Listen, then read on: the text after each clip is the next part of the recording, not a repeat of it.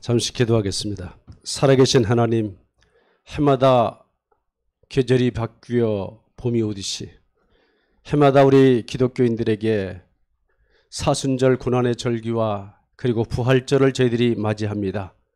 2023년 부활 놀라운 축복의 이 계절에도 다시 한번 부활의 생명의 영이 우리 가운데 충만하도록 하나님의 성령께서 강권적으로 역사하여 주시옵소서. 그리하여 각자의 심령 가운데 부활의 생명이 넘쳐나고 가정마다 부활의 생명이 넘쳐나서 하나님 우리 모두에게 하나님을 기쁘시게 하는 놀라운 은혜가 충만케 하여 주시옵소서. 이 시간도 진리의 말씀을 나눌 때 우리 마음이 새로워지고 어두웠던 눈이 밝아지는 은혜가 임하게 하여 주시옵소서. 예수님 이름으로 기도하옵나이다. 아멘. 여러분 두 번째 만나나요? 여러분 만나서 반갑습니다. 감사합니다.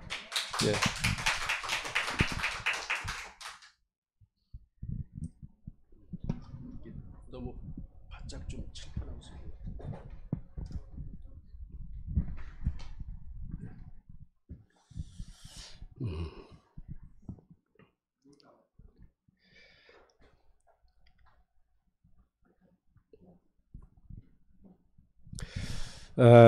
목사님으로부터 이제 사모님으로부터 특강 요청을 받고 사실 막연하죠. 무슨 얘기를 함께 나눠야 될까 이런 생각을 했습니다. 그래서 오늘은 여러분들께 편안한 마음으로 너무 이제 뭐 설교 스타일로 하지 않고 이렇게 편안하게 진행을 할 테니까 편안한 마음으로 들어주시기 바라고요. 제가 옥상에 이렇게 이제 좀 화분을 많이 좀 이렇게 길러봅니다. 기르는데 봄이 되면 이 씨앗이 새싹이 돋아나는 것들을 보면서 해마다 참 신기하다 그런 생각을 해요. 처음에는 싹이 조그맣게 나다 며칠 있다가 오면 금방 커 있고, 작년에는 진달래를 저 산에서 좀 캐다 심어봤어요. 겨울에 이게 싹이 날까 이렇게 생각했는데 꽃이 만개를 했어요. 목회자니까 이걸 보면서 무슨 생각을 했을까요? 교회 안에서 우리 성도들도 이렇게 만물이 자라나듯이 성장하고 꽃이 피듯이 이 교인들도 신앙이 이렇게 잘 자라고 꽃이 피었으면 좋겠다 이런 생각을 해봤어요. 그래서 오늘 여러분과 함께 성숙한 신앙이라는 주제를 가지고 좀 해보겠는데요. 보통 학교 여기 이제 학생들이 많이 있죠. 학교에서도 보면 초등교육이 있고 고등교육이 있다고 그래요. 보통 이제 초등학교, 중고등학교를 초등교육이라고 말하고 대학에 가서 전공을 하는 걸 보고 우리가 고등교육이라 보통 이렇게 얘기를 합니다. 그랬듯이 신앙도 초등학문의 수준의 어린아이 신앙이 있고 장성한 자의 신앙이 있다라고 이렇게 말합니다. 그래서 오늘 본문을 제가 세 군데를 정했는데 그 중에 하나 성경말 가서 봐. 이거 지금 한쪽만 한번 내려도 될까요? 내렸다 올렸다 할 수 있나요? 한번 요 본문 할 때만 좀 내려주시고 히브리서 5장 14절에 보면은 그런 말씀이 나와요. 히브리서 5장 12절부터 보면 잠깐만 이거 스크린 안 내리면 여기 글씨 안 보여요? 보이죠? 안 보여요? 한번 내려봅시다 그럼.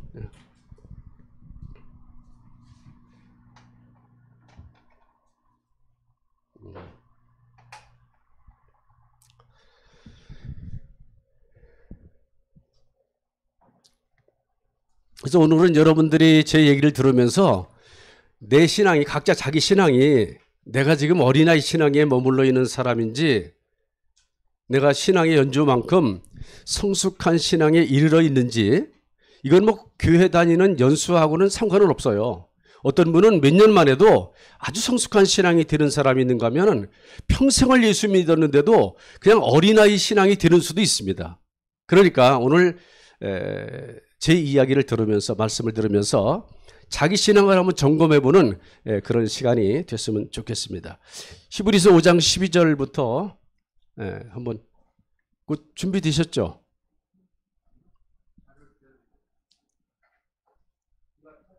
성경 안 찾았어요? 그러면 그냥 두세요. 그냥 두시고 이것도 그냥 올려주세요. 성경을 일일이 다 찾아서 이렇게 띄우는 거라 그러면은 번거롭고 그러니까 이제 올려주시고 제가 봉독해 드릴게요.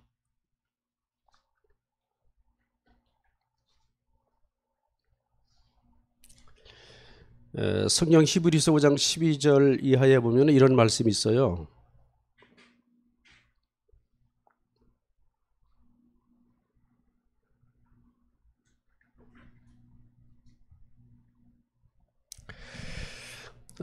때가 오래므로 너희가 마땅히 선생이 될 터인데 너희가 다시 하나님의 말씀의 초보가 무엇인지 누구에게 가르침을 받아야 할 것이니 젖이나 먹고 단단한 식물을 못 먹을 자가 되었도다. 대저 젖을 먹는 자마다 어린아이니 의의 말씀을 경험하지 못한 자요 단단한 식물은 장성한 자의 것이니 저희는 지각을 사용함으로 연단을 받아 선악을 분별하는 자들이니라. 오늘 여기 성경 말씀 얘기대로 이건 히브리서에서 이제 신앙인들에게 얘기를 한 거예요. 어떤 사람들은 맨날 젖이나 먹고 우유 마시는 어린애처럼 그런 신앙이 있는가 하면은 그러니까 단단한 식물을 못 먹는 그런 신앙이 있는가 하면 장성한 자도 있다. 그러면 장성한 자의 신앙이 왜 돼야 되느냐? 현실 삶에 가서 분별력을 가지고 제대로 살리면 신앙이 성장해야지 어린아이 신앙 수준 가지고는 세상에 나가서 믿음의 효과가 없다 그 말이 되는 겁니다. 그래서 오늘 저와 여러분들이 이 신앙의 성장에 대해서 얘기를 할 텐데 한번 이런 얘기 한번 해볼게요. 여기 지금 다 학교 다니고 공부를 해봤죠. 학교에서 공부할 때도 보면은 여러분 1 더하기 1은 뭔가요? 예? 2죠? 여기 이제 초등학문 초등학교 초등학문 수준에서의 이게 해법이에요. 근데 고등학문으로 가면 1 더하기 1을 뭐라고 말하느냐? 1이라고 얘기를 해요. 그럼 여러분들이 지금 실제 초등학교나 중학교에서 학교에서 1 더하기 1 그럼 답을 이렇게 쓰면은 맞을까요? 틀릴까요? 틀리죠.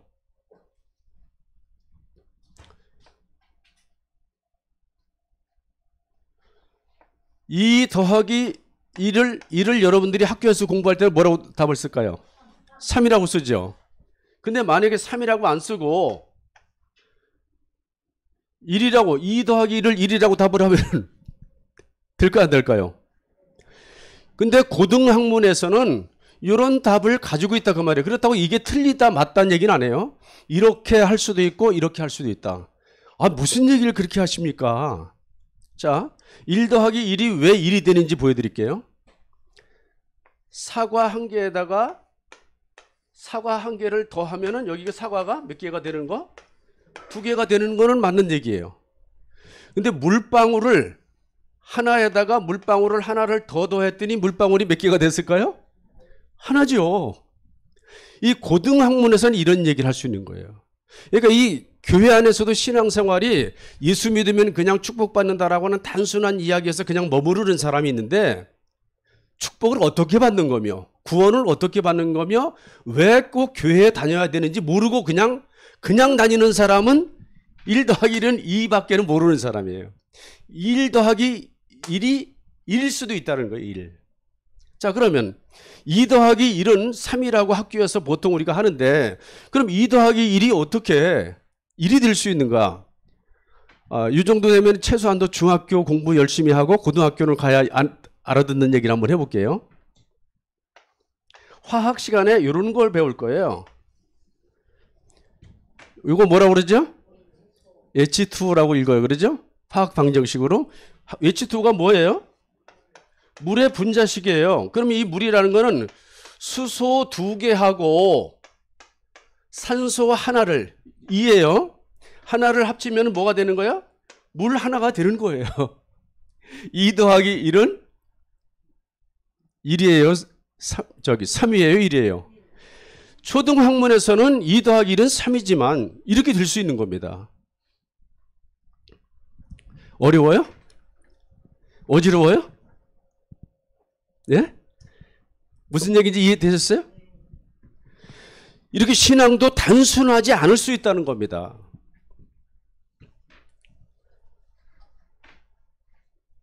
그래서 우리가 학교에 가서 공부를 하더라도 초등학교 때 하고 벌써 초등학문이랑 초등교육이랑 고등교육만 가도 이게 수준이 달라지는 이런 게 있듯이 오늘 이제 교회 안에서 이야기를 이제 성경 이야기를 그런 식으로 한번 여러분에게 소개를 해볼까 이렇게 생각을 합니다. 원래 지금 내가 이 수학 이야기를 했어요. 수학, 그죠? 여러분 수학이 언제부터 출발하는 줄 아세요?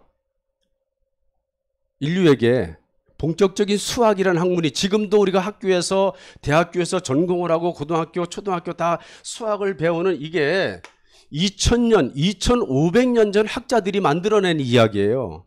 그럼 그 사람들은 처음에 이 수학을 왜 만들어냈을까? 수학의 숫자의 시작은 0으로 시작됩니다. 그래서 이 수학을 왜 만들어냈냐? 보이지 않는 어떤 세계가 있어요. 0이 보이지 않는 거죠. 없는 거죠. 보이지 않는 세계를 보이게 만들려고 한 게 수학이에요. 뭐가 수학이라고요?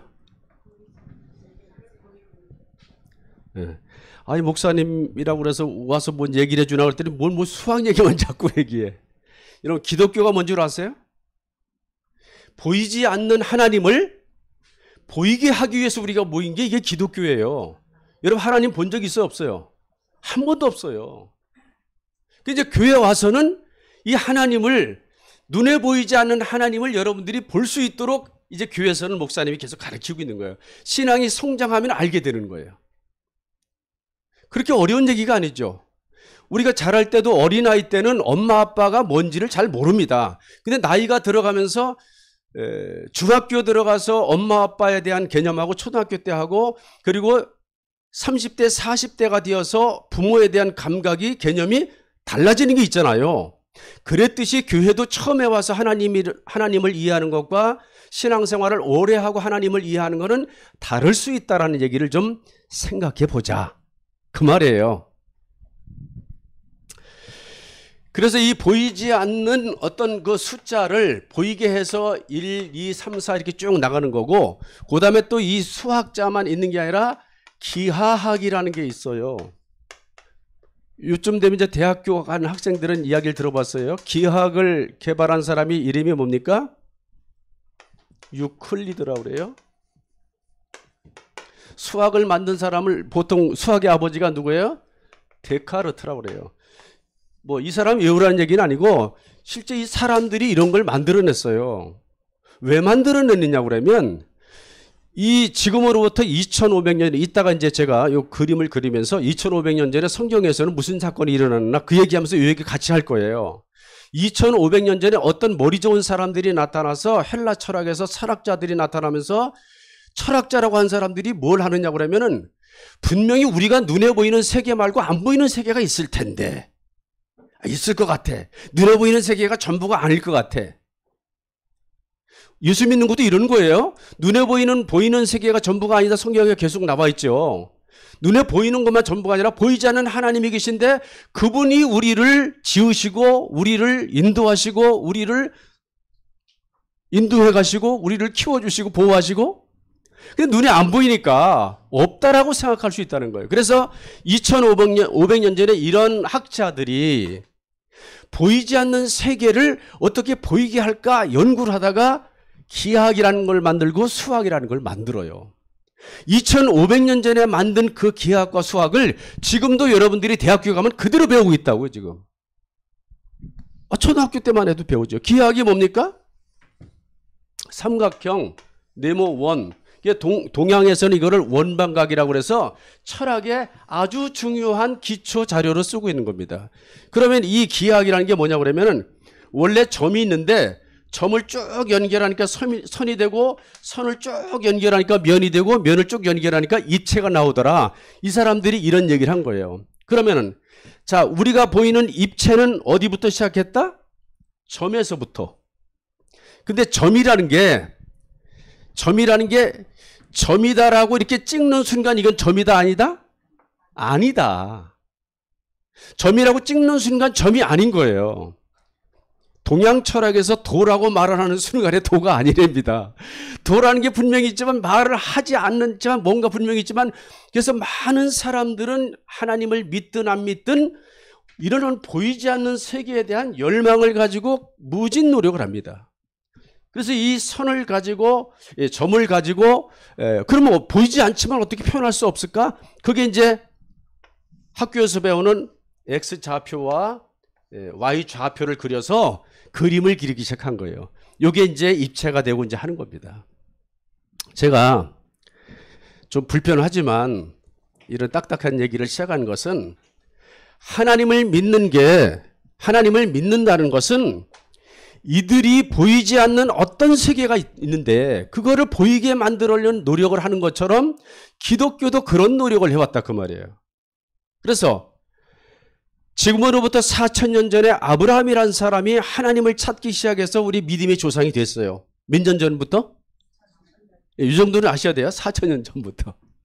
그랬는데 그 아브라함이 출발해서 2,000년이라는 세월이 흐르기까지 사람들이 처음에는 애굽에서 건져주고 뭐가 일어나고 그러니까 하나님을 잘 믿는 척 하더니 점점 눈에 안 보이니까 하나님을 버려버린 거예요. 하나님을 배반하고 반역하니까 그 사람들이 이스라엘 백성들이 아브라함의 조상들이라는 사람들도 다 망했습니다. 망하니까 하나님 편에서는 어떻게 해요? 이 사람들이 사람들의 눈에 안 보인다고 이렇게 나를 배반하고 나를 따르지 않고 내가 축복을 주려고 그러는데 일어나. 그래서 안타까우시니까 하나님이 사람의 몸을 직접 입고 오신 사건이 지금으로부터 2000년 전에 예수 그리스도의 성육신 사건이다 그 말이에요. 무슨 사건? 성육신이 뭐예요? 거룩한 분이 육신을 입고 오셨다 그 말이에요. 그래서 예수님이 오셔서 십자가에 달려서 처형을 받고 사람들에게 몰매를 맞고 죽은 이유가 여러 가지 있는데 그 중에 한 가지가 뭐냐고 그러면 내가 하나님이다. 내가 우리 아버지가 하나님이다. 아니 하나님 보고 자기 아버지라고 그랬다고 이런 불경스러운 놈이 있나 그래갖고 예수님을 때리고 잡아가고 감옥에 가두고 십자가에 처형하는 이유 중에 하나가 그런 겁니다. 그래서 2000년 전에 이제 사람의 눈에 보이지 않는 하나님이 이 땅에 오시는 사건이 2000년 전에 일어났다는 거예요. 어쨌든 정리해서 다시 이제 중간 점검을 해드릴게요. 우리가 예수를 믿는 것은 눈에는 안 보이지만 분명히 계시는데 그분을 어떻게 만날 수 있으며 어떻게 소개할 수 있으며 어떻게 설명할 수 있는가, 이것 때문에 여기 모인 거예요. 아멘? 맞습니까? 그래서 어떤 분은 이제 하나님에 대한 확신을 이제 경험을 하고 체험을 하고 설명을 하니까 맞아, 그분은 살아계신 분이지 이렇게 이해하고 믿어지고 그래서 그분과 함께 실제 살아가는 사람이 있는가 하면 신앙생활 하다가 어떤 사람들은 계속 하는데도 그냥 있다고 그런 거 아니야, 뭐 그런 거지, 뭐 실제는 없는 거지. 신앙생활 오래 했는데도 이런 사람이 있다 그 말이에요 지금. 그래서 오늘은 그 보이지 않는 하나님에 대한 것을, 그래서 이제 보이지 않는 하나님을 보여주려고 했던 것 중에 가장 중요한 게 무엇이다? 성경이라는 겁니다. 성경책. 자, 따라서 한번 해봅시다. 이거 중요한 거니까. 성경책은 보이지 않는 하나님을 보이게 하는 책이다. 어떻게? 설명해 주는 거예요. 자꾸 설명해 주면은 이게 성경은 하나님을, 보이지 않는 하나님을 보일 수 있도록 해주는 거. 그걸 보고 신학적인 용어는 계시해 준다 그 말이에요. 계시, 보여준다, 덮였던 걸 열어준다. 헬라어로 아포클롭시스 이런 말을 써가지고 이제 보여준다 그런 말을 하는 겁니다. 그러면 여러분들한테 하나 좀 물어볼게요. 우리 목사님이 원래 설교도 잘해주시고 잘 가르쳐서, 그리고 신앙생활하면 누구나 알 수 있는 얘기인데 하나 물어볼게요. 성경이 몇 권이에요? 몇 권으로 돼 있어요? 성경이 몇 권이라고요? 66권이라고 알고 있죠. 내가 볼 때 성경 한 권이던데? 나 한 권 들고 다니는데? 성경. 예. 성경을 보통 우리가 66권이라고 그러는데 66권을 크게 둘로 나누시면 돼요. 하나는 구약 성경, 하나는 신약 성경. 여러분들 요즘에 사람들 우리 기독교인들에게 이제 우리 목회자들이 성도들을 양육하면서 고민하는 게 한 가지가 있어요. 성경을 잘 안 읽어요. 옛날에는 뭐 교회 다닐 때 성경책 이렇게 들고 다니는 게 기본이었는데 요즘에는 뭐 스마트폰에 있으니까 저도 이게 스마트폰에서 지금 태블릿을 갖고 왔지만 뭐 그거는 뭐라고 할 수는 없는 것 같아요. 그 편리성의 문제니까 스마트폰에 있든 진짜 책을 들고 다니든 그것까지는 뭐라고 할 수는 없는 것 같은데 중요한 거는 읽느냐 그 말이 읽느냐. 이게 점점 이 기독교인들이 성경을 안 읽는 게 문제가 있어요. 그래서 이 성경은 영원한 책이 됩니다. 이 지구가 인류가 존재하는 한 하나님과의 통로, 하나님을 소개하고 이해하는데 변할 수 없는 책이기 때문에 끝까지 있어야 되고 끝까지 읽어야 돼요. 신앙생활 하시는 분들은 끝까지 읽어야 돼요.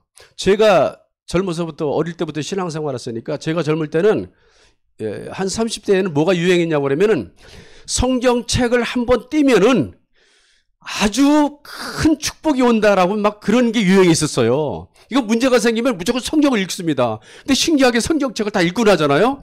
그리고 꼭 좋은 일이 뭐 문제가 해결되기도 하고 좋은 일이 일어나기도 하고 그런 경험을 많이 했어요. 그러니까 어떤 집사님이 그렇다니까 너도 나도 하다 보니까 실제 그런 일이 많이 있어요. 뭐 이런 것 저런 것에서 저희가 젊었을 때 신앙생활 할 때마다 만 해도 성경을 많이 읽었습니다. 요즘에 많이 안 읽어요.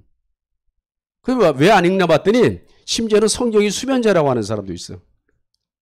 성경만 보면 졸린데 근데 만화책 보면서 졸려요 안 졸려요? 예? 만화책 안 봐? 안 봐? 웹툰 요새는 뭐 만화책 책으로 안 봐. 여기 다 들어있어요. 웹툰. 왜 만화책이나 소설책은 보면은 안 졸리고 왜 성경책은 보면 졸릴까? 이해가 안 되는 거예요, 성경책이. 근데 일반 책들은 재미있는 거예요. 그래서 여러분들이 성경을 읽기 전에 제가 성경을 여러분들에게 꼭 해주고 싶은 얘기가 성경이 구약 성경이 세 가지 종류로 나눠져 있고 신약 성경도 세 가지 종류로 나눠져 있다는 거는 요거는 알고 성경을 읽으시면 좋습니다. 그래서 크게 구약이 39, 신약이 27. 그래서 더하기가 해서 몇 권이에요? 66권. 그래서 9구단위 외우면 좋죠? 39, 27. 구약이 39, 신약이 17. 그래서 이렇게 합니다. 근데 이제 이런 거는 그냥 뭐 우리가 하는 얘기고, 첫 번째는 율법서라는 책이 있고요.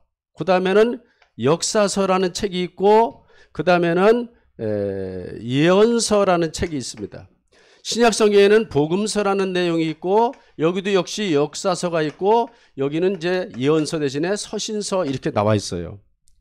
그러면 율법서나 역사서는 뭐냐고 그러면 실제 시간의 진행에 따라서 써놓은 이야기들이에요. 그런데 이 예언서는 시간 연대로 따라서 쓴 게 아니라 이거는 사건별로 쓴 게 아니라 그냥 설교문이에요. 그리고 복음서도 역시 뭡니까? 복음서하고 사도행전은 이게 시간에 따라서 쓰는 역사서입니다. 그리고 나머지 서신서는 이것도 설교집이에요, 그냥. 성경을 읽으면서 최소한도 초신자들은 어려워 이런 거. 초신자들은 그냥 읽어야 돼. 창세기부터 읽고 마태복음부터 읽고 그냥 읽어야 돼. 그러나 신앙생활을 오래 한 사람들은 요거를 구분해 놓고 성경을 읽으면 이해가 달라진다라는 말씀을 한번 드려보고요.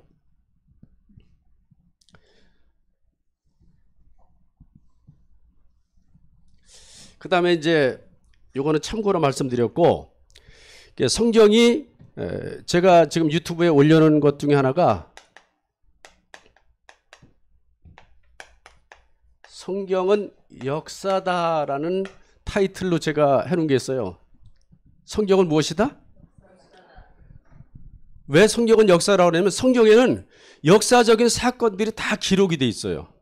여러분은 한국에서 역사 이야기 그러면은 뭐 생각나는 게 몇 가지나 있어요?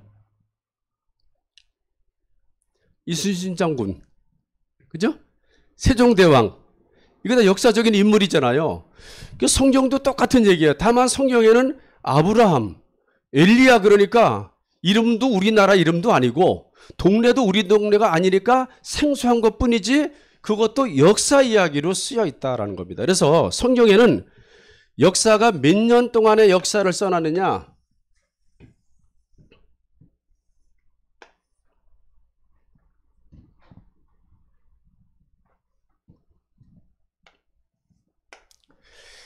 성경에 제일 먼저 나온 이야기가 에덴 동산의 아담 하와 이야기예요. 그렇죠? 그리고 아담 하와가 이후로 시간이 2000년이란 세월이 흐르면 누가 나타나느냐? 아브라함이라는 인물이 등장을 하게 됩니다. 그리고 아브라함 이후로 2000년이 지나면 누가 오시느냐? 예수님이 탄생하십니다. 그러면 지금 예수님으로부터 지금은 몇 년이라는 세월이 흐릅니까? 2000년이라는 세월이 흐르는 거예요. 그러니까 아담부터 지금까지, 아담부터 아브라함은 몇천 년? 2000년. 아브라함부터 예수님까지 몇천 년? 2000년. 예수님부터 지금까지 몇천 년? 2000년. 그래서 총 아담부터 지금까지 그러면 몇 년이라? 6000년이라. 그래서 요즘에 그 아주 또 사이비들이 많아요. 사이비들이 많으면 머리는 좋아가지고 근데 그 머리가 무슨 정상적인 말이 아니라 잔머리를 굴려가지고 어떻게 하느냐? 이게 6000년이니까 6일 창조니까 세상의 끝이 왔다. 종말이 왔다. 종말론자들이 갖다 쓰고 그래요. 이거 그런 용도로 쓰라고 이런 연대가 있는 게 아닙니다. 근데 이제 지구의 연대가 이렇게 따져보면은 아담 얘기가 천지창조 이야기부터 하니까 지구의 연대가 꼭 몇 년처럼 보여요. 6000년처럼 보이죠. 그들이 창조과학자들이 이걸 6000년이라는 걸 증명하려고 애를 쓰는 반면에 일반 학자들은 지구의 연대를 6000년이라고 합니까? 몇만 년이라고 합니까? 몇만 년이라고 그래요. 그럼 그게 맞냐 틀리냐? 성경에 보니까 6000년인데 지구의 연대는 몇만 년이라고 했다. 옳은 게 맞냐? 그 얘기는 질문이 잘못된 거예요. 왜 그러냐? 성경에 분명히 연대가 나와 있긴 하지만 성경은 고고학적으로 연대를 알려주려고 증명하려고 있는 책이 아니라 성경은 뭐를 알려주려고 하는 책이다? 하나님의 뜻을 설명하려고 하는 책이다. 다시 한번 성경은 연대를 알려주려고 하는 책이 아니라 뭘 알려주려고 하는 책이다? 하나님의 뜻을 알려주려고 하는 책이다. 그래서 참고로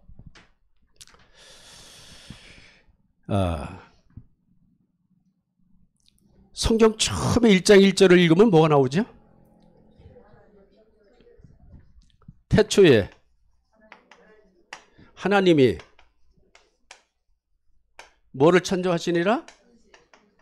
천지를 창조하시니라 이렇게 나왔어. 그죠? 왜 성경에서 이렇게 성경을 시작을 했느냐고 그러면 사람들은 이 천지 우주 만물을 신으로 섬기고 있어요. 태양도 신으로 섬기고 별도 달도. 원래 고고학자들의 그 연구 결과에 의하면 태양신보다는 달신이 훨씬 더 우선됐었대요. 제일 큰 신이 달신이었대요. 달신. 그래서 지금도 우리나라도 달신 섬기는 행사가 있습니다. 정월 대보름. 그러죠? 정월 대보름 되면 하잖아요. 그 1월 1일 날 또 해맞이 가는 건 뭐를 섬긴다는 얘기예요, 지금? 햇님한테 해신을 섬기는 거예요. 그러듯이 온 세상 사람들이 이 하나님이 만든 피조물 천지 만물을 신으로 섬기고 있어요. 그러니까 성경의 첫 마디부터 뭘 하느냐? 하나님이 천지를 창조했다. 그 말은 너희들은 하나님이 만든 거에 절하고 있다. 그러니까 하나님이 만든 거니까 피조물이니까 이건 신이다, 신이 아니다? 신이 아니다. 이걸 만든 분이 신이지. 근데 왜 만든 분한테 절을 해야지 그런 데다 절하고 있니? 라고 시작한 게 창세기 1장 1절의 시작이다 그 말이에요. 이해되세요? 창세기 1장 1절을 읽으면서 하나님의 뜻이 뭔 얘기를 하려나부터 시작이 돼야 돼요.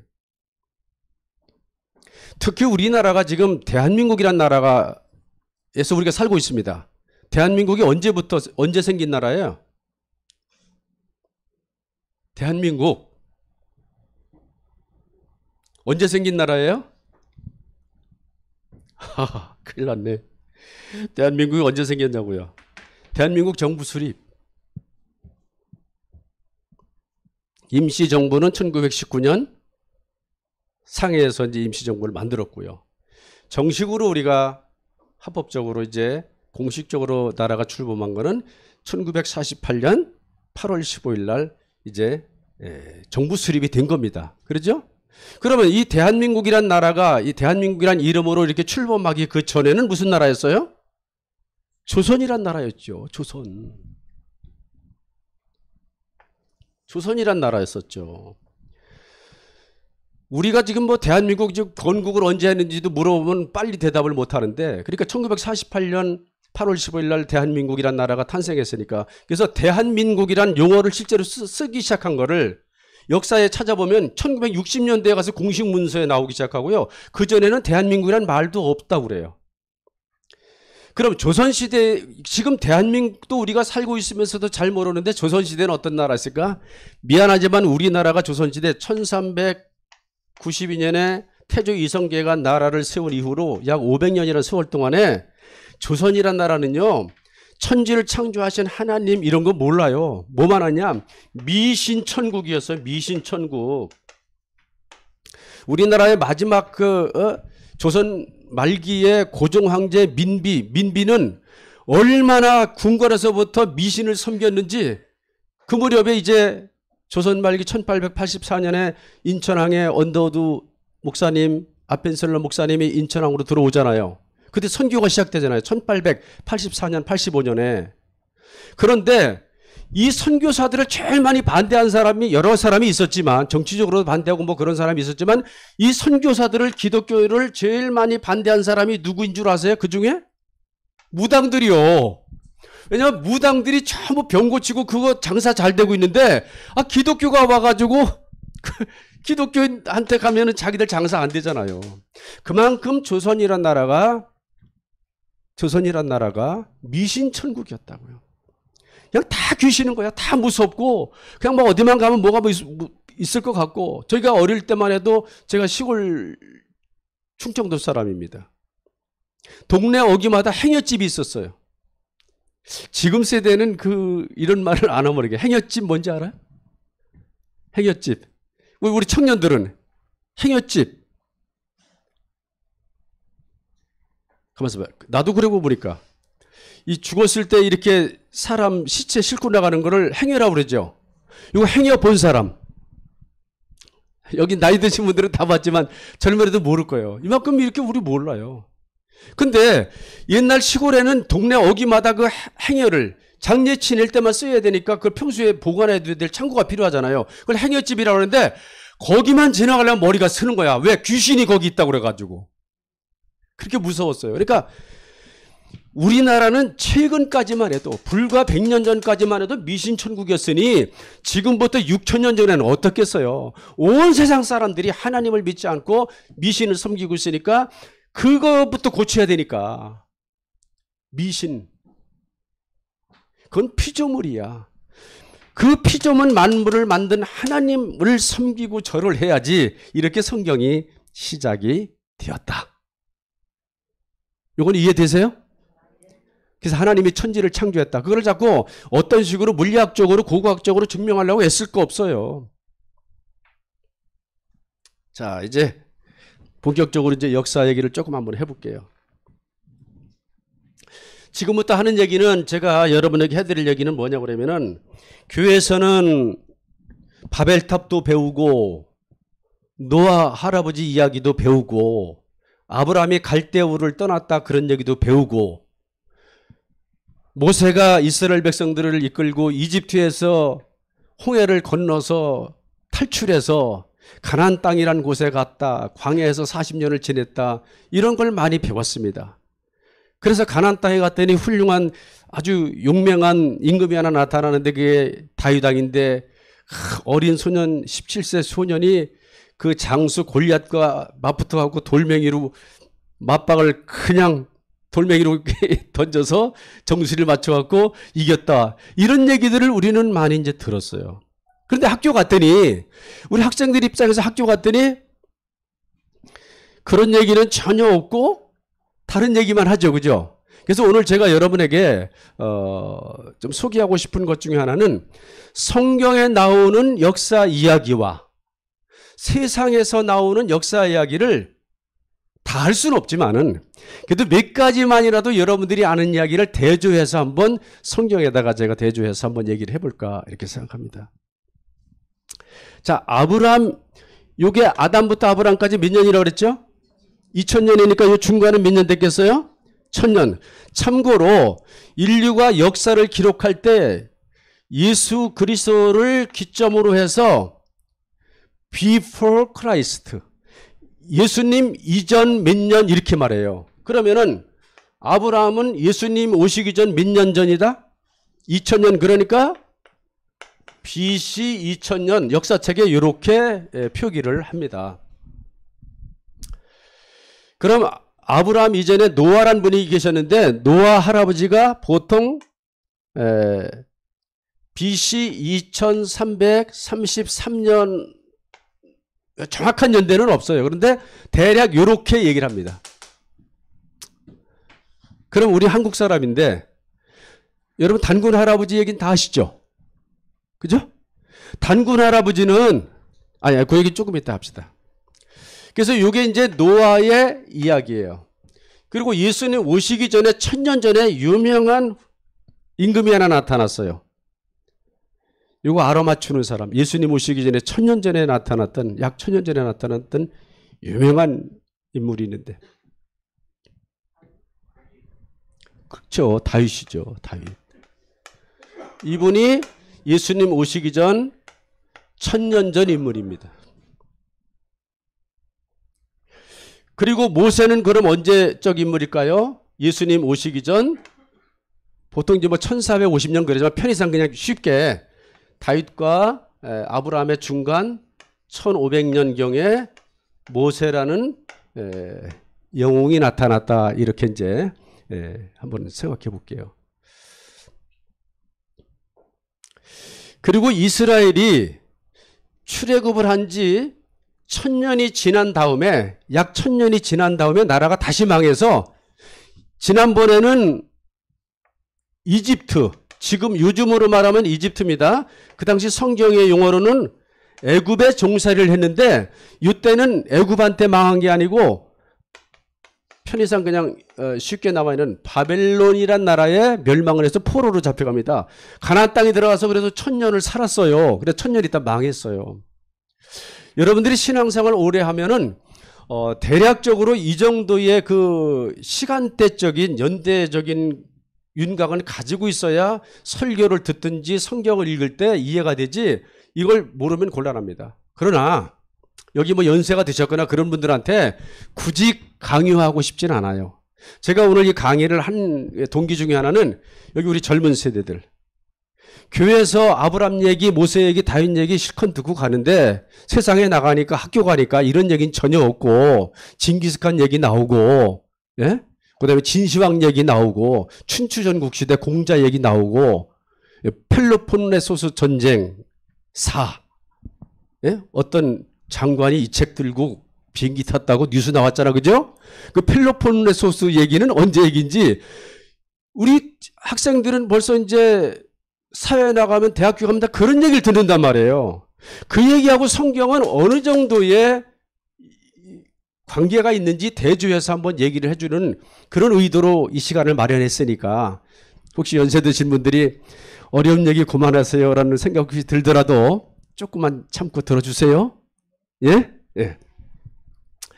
그래서 바벨론의 포로로 잡혀간 게 예수님 오시기 전 보통 정확하게 말하면 이스라엘이 2번 망합니다. 우리나라가 남북으로 갈라져 있듯이 이스라엘 나라도 북쪽과 남쪽으로 나눠 있었어요. 그래서 북쪽 이스라엘은 BC 721년에 망했고요. 남쪽은 BC 586에 망합니다. 그러니까 대략 예수님 오시기 전 500년 전에 이스라엘이 또 한 번 망했다 그 말이에요. 가나안 땅에 가서 몇 년 살았다고요? 1000년을 살았다고. 자, 요쯤 해놓고 나서 아까 내가 성경을 읽을 때 역사서가 있다고 그랬어요. 창세기는 아담부터 언제 얘기까지 썼느냐? 아담부터 아브라함네 가족 이야기까지 씁니다. 그러니까 창세기는 몇 년을 기록한 책이죠? 2000년 기록한 책이에요. 이것도 여러분 알고 성경 읽으시기 바랍니다. 창세기는 몇 년 얘기라고요? 2000년짜리 얘기예요. 근데 굵직한 얘기가 몇 가지 안 되죠. 창세기가 50장까지인데 11장까지는 바벨탑으로 끝나요. 그리고 12장부터 나머지 50장이 전부 누구 얘기다? 아브라함네 집안 얘기만 한단 말이에요. 이런 걸 참고로 알고서 보시면 돼요. 그러면 왜 집안 얘기를 그렇게 얘기했나? 왜 그렇게 길게 썼나? 중요한 모세오경에 집안 얘기를 창세기에다가 창세기 세상을 만든 이야기에 왜 집안 얘기가 그렇게 길게 썼나? 결론 먼저 말씀드리면 이것도 중요하니까 가슴에 새겨야 돼요. 가정이 따라서 해보세요. 가정이 중요하다. 가정이 어떻다? 중요하다. 근데 요즘 젊은이들을 보면서 걱정되는 게 많아요. 결혼 안 하려고 그래요. 가정 안 만들려고 그래요. 어떻게 되는 거예요? 다음 세대가 없는 거예요. 이 굉장히 위험한 일들이 지금 이 사회 풍조 중에 일어나고 있는 거예요. 성경은 지금 무슨 얘기를 쓰느냐? 가정이 중요하다. 그래서 창세기에 2000년 이야기를 쓰면서 창세기의 반 이상을 3분의 1을 가정 이야기로 쓴다 그 말이에요. 그리고 성경 시작과 끝이 뭘로 되느냐? 가정 이야기로 시작이 됩니다. 에덴 동산에서 아담과 하와가 둘이 결혼해 갖고 그리고 애를 낳고 살기 시작했다는 얘기로 끝나서 성경 마지막 책 요한계시록 마지막에 가서 무슨 얘기가 나와요? 다시 하늘에서 새 예루살렘 성이 내려오는데 그리스도의 신부하고 예수님하고 만나는 결혼 이야기로 다시 끝이 난다는 거예요. 그래서 성경은 가정 얘기를 굉장히 중요하게 생각한다. 자, 어쨌든 아담부터 아브라함까지가 이게 무슨 책이라고요? 창세기. 그리고 이제 창세기가 50장으로 끝이 났어요. 50장을 딱 넘기면 무슨 책이 나오느냐? 출애굽기가 나와요.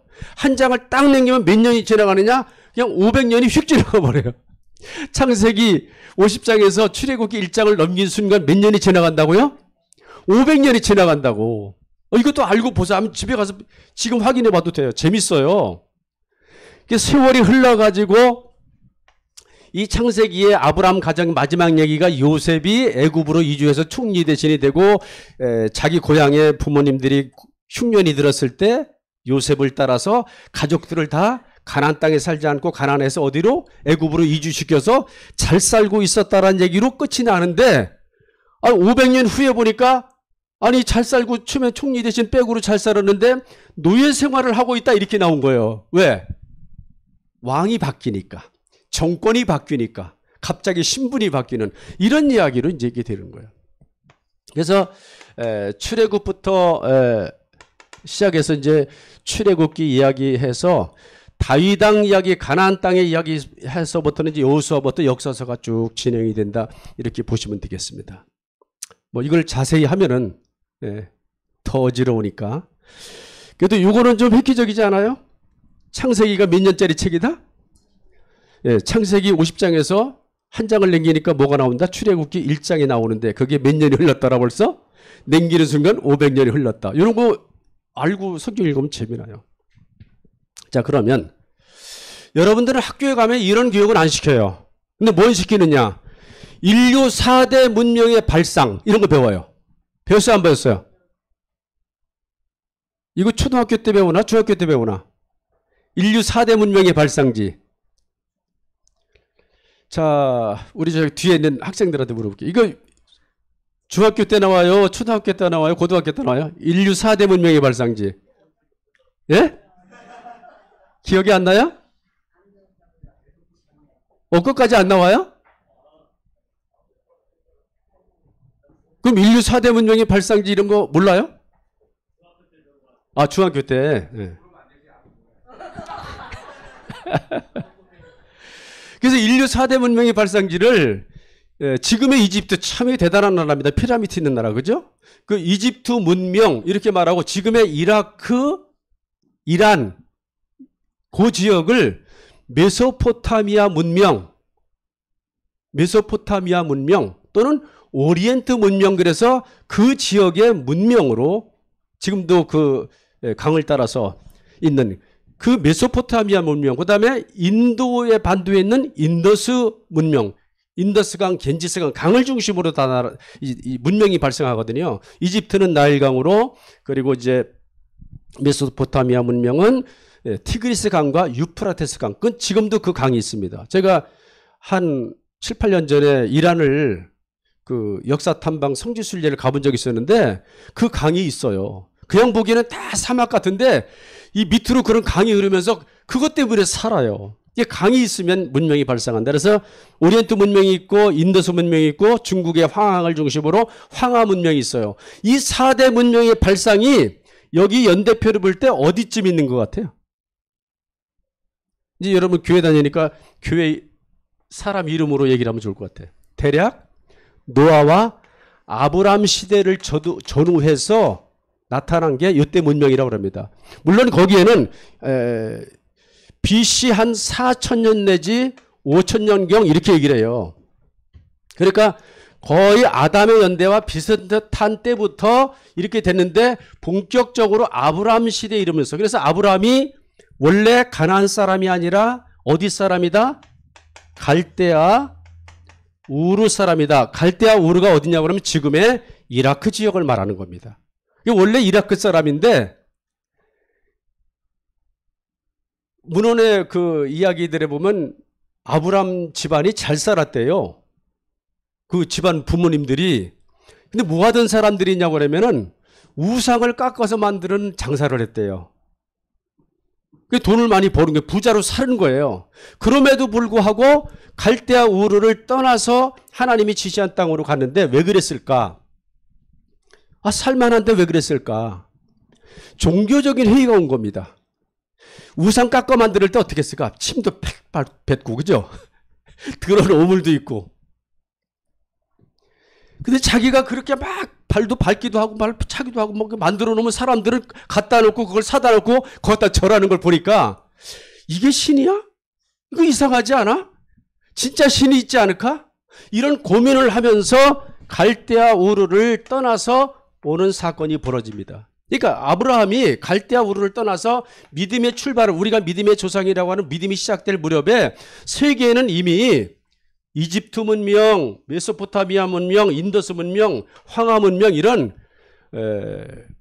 아주 고도로 발달된 그런 문화가 있었어요. 벌써요. 강대국들이 있었어요. 그때 그래서 이제 4대 문명의 발상을 대략 어디로 보면 된다? 아브람 시대로 보면 된다. 이렇게 보면 됩니다. 자, 그럼 우리나라 얘기 한번 해볼게요. 우리나라는 지금은 대한민국이지만 그 이전에 조선시대가 있었고, 그 이전에 고려시대가 있었고, 그 이전에 무슨 시대가? 신라시대가 있었고, 그러죠? 그 이전에는 무슨 시대가 있었어요? 고조선 시대가 있었어요. 근데 우리나라가 이게 슬픈 역사의 슬픈 비극이 뭐냐고 그러면 일본 사람들이 한국을 지배하면서 이 옛날 역사를 싹 지워버리고 안 가르쳐줘요. 없는 것처럼 만들어요. 실제는 단군이라고 하는 연대가 어디랑 같은 연대라고 하냐면은 노하하고 같은 연대예요. 그래서 여러분 단군 기원이 몇 년이에요? 4333년이잖아. 그렇죠? 지금부터 4300년 전. 그러면은 예수님 지금 서력 기원으로 따진다고 그러면 BC 몇 년이에요? 2330년이니까 33년이니까 단군과 노아 시대는 동시대 인물로 역사적으로 지금 이렇게 이야기를 하고 있는 겁니다. 어떤 분들은 그런 얘기를 해요. 단군 이야기는 그 신화지 사실이 아니야. 이렇게 말하는 사람이 있어요. 그죠? 여러분 단군에 관한 문헌이요. 중국 문헌에 보면 만만치 않게 나와요. 굉장히 많이 나옵니다. 이미 이제 고고학이 발달돼 갖고 지난 1900년대에 들어서면서 고고학을 발달해서 지금의 만주벌판의 홍산 문화가 개발하면서 단군의 유적지, 고조선 시대 유적 그런 게 굉장히 많이 나옵니다. 여러분 학교에서 배우실 텐데 줄문토기, 예?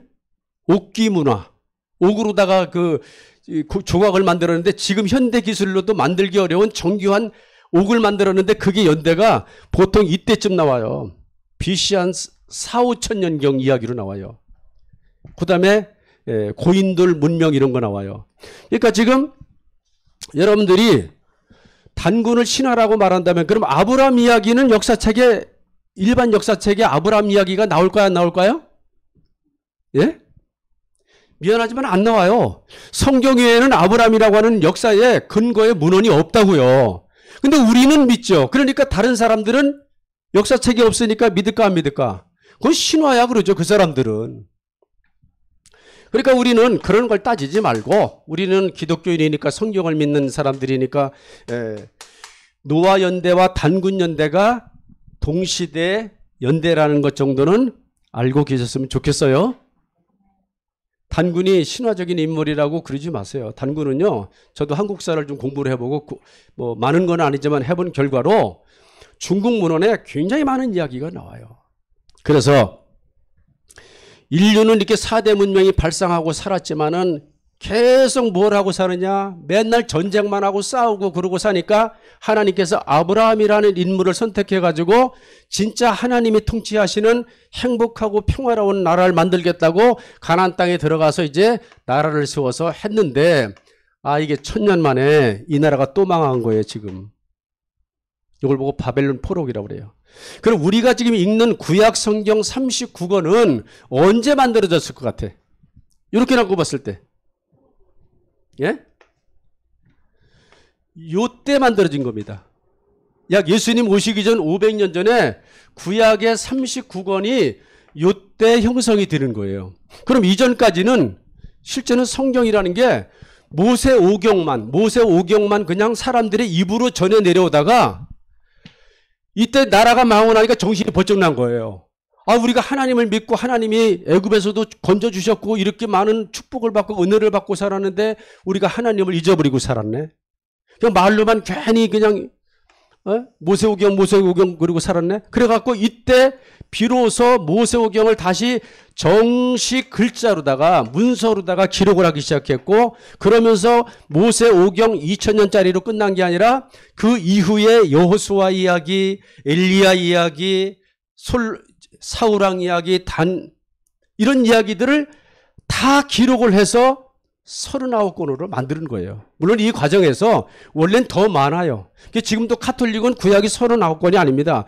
예경이라는 게 더 있어요. 그래서 어쨌든 요때 성경이라는 게 형성이 되면서 그동안에 있었던 이야기를 낱낱이 사람들을 다 모아놓고 구전이라고 하는 게 입으로 전해져 내려왔으니까 뭐 별거 아닐까 이렇게 생각하는 사람들이 많은데 우리나라도 개화기가 이전에 조선 말기에 보면은 소리꾼들이라는 사람이 있어요. 그죠?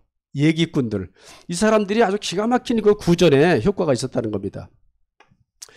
그래서 여러분 하나 이제 또 물어볼게요. 이렇게 놓고 볼 때 공자님은 언제쯤 사람 같아요?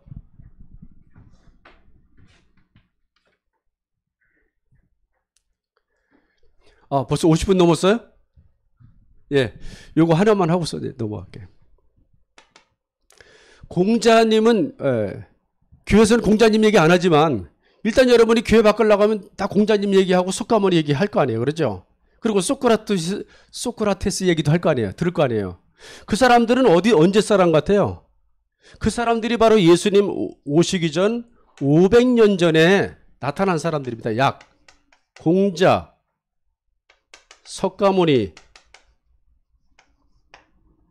그리고 소크라테스. 이 인물이 예수님 오시기 전 500년 전 사람이에요. 제가 이런 강의를 왜 여러분들에게 굳이 하려고 그랬냐면은 우리 젊은이들이 사회 나가면은 교회에서는 다 지금 이런 얘기만 들어요. 그러면 이 시대에 성경에는 어떤 인물일까요? 이 시대에 예레미야, 이사야, 다니엘, 에스겔, 이게 동시대에 하나님의 나라에서도 하나님을 섬기는 사람들 중에서도 예언가들이 나오고 세상에서도 예언가들이 나오는데 이게 문제가 뭐냐? 이 사람들이 만드는 세상이 하나님의 섭리를 만들지 못하니까, 그리고 이스라엘 백성들이 너무너무 바벨론 포로로 가서 약해 있으니까 하나님이 그때 어떻게 하시는 거예요? 극약 처방을 내리셔서 500년이 지난 시점에서 안 되겠구나. 내가 직접 세상에 내려가서 인류를 구원하는 일을 해야 되겠구나. 그래서 예수님이 오시는 거예요. 시간이 많이 갔기 때문에 오늘 대략 마무리하게 되는데 한번 복습만 좀 해보고서 넘어갈게요. 아담부터 아브라함까지가 몇 년이라고요? 아브라함부터 예수님까지가 2000년. 예수님 오시기 전에 1000년 전에 나타난 성경의 위대한 인물이 누구라고요? 다윗왕. 그러니까 지금부터 따지면 다윗왕은 몇 년 전 사람이에요? 3000년 전 사람. 아브라함은 몇 천 년 사람이에요? 4000년 전 사람. 기독교인들이 성경을 읽을 때 이런 감각을 가지고 있었으면 좋겠다는 겁니다. 그러면 공자, 석가모니, 소크라테스도 성경에는 어떤 인물과 당대 인물이다? 예레미야, 이사야, 에스겔, 다니엘 이런 분들하고 비슷한 연대, 거의 100년 어간의 인물들이다. 근데 세상에 이런 사람들이 나왔어도 세상을 구원하지는 못합니다. 결국은 2000년이 지난 지금 이 세상은 누가 지배해서 이끌고 가느냐? 기독교가 서양 문명을 이끌어갔고 지금까지 이끌어갔고, 지금 이 지구촌에서 제일 강대국이 어느 나라예요? 예? 혹시 소련이라고 그러는 사람 없어요? 우리나라에도 그쪽을 따라가려고 그러는 사람 많으니까. 소련 지금도 못된 짓 하잖아요. 그죠? 미국은 경찰 국가로. 그 미국이 어떤 나라인 줄 아세요? 이 하나님의 정신을 잘 받들어서 세워진 나라예요.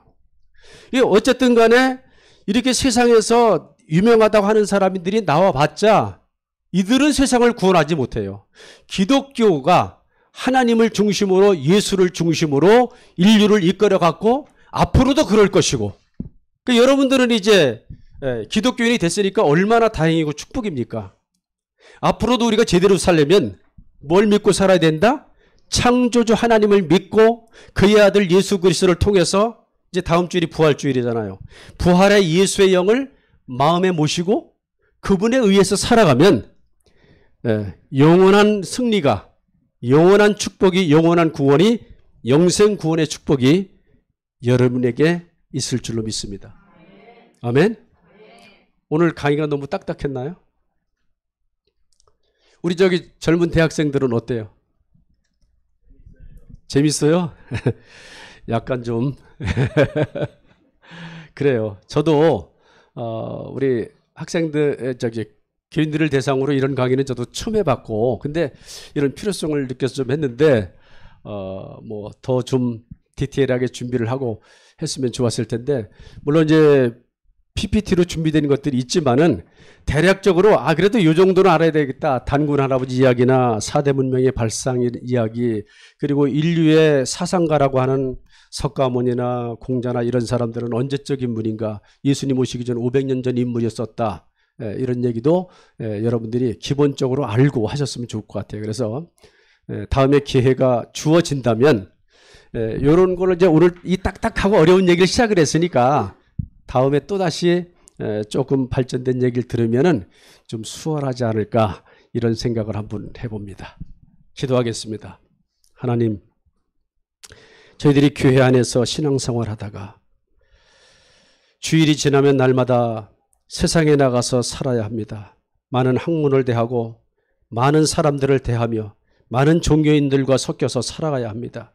그때마다 우리의 정체성을 올바로 알고 또 그들에 대해서도 우리가 알고 우리의 자부심을 가지고, 하나님을 믿는 믿음의 자부심을 가지고, 부활의 영을 가지고 우리가 자부심을 가지고 살아야 되겠사오니 지혜를 주시고 우리에게 능력을 주시고 함께하여 주시옵소서. 해마다 찾아오는 부활의 계절에 우리 마음속에 부활의 생명이 충만하게 하여 주시옵소서.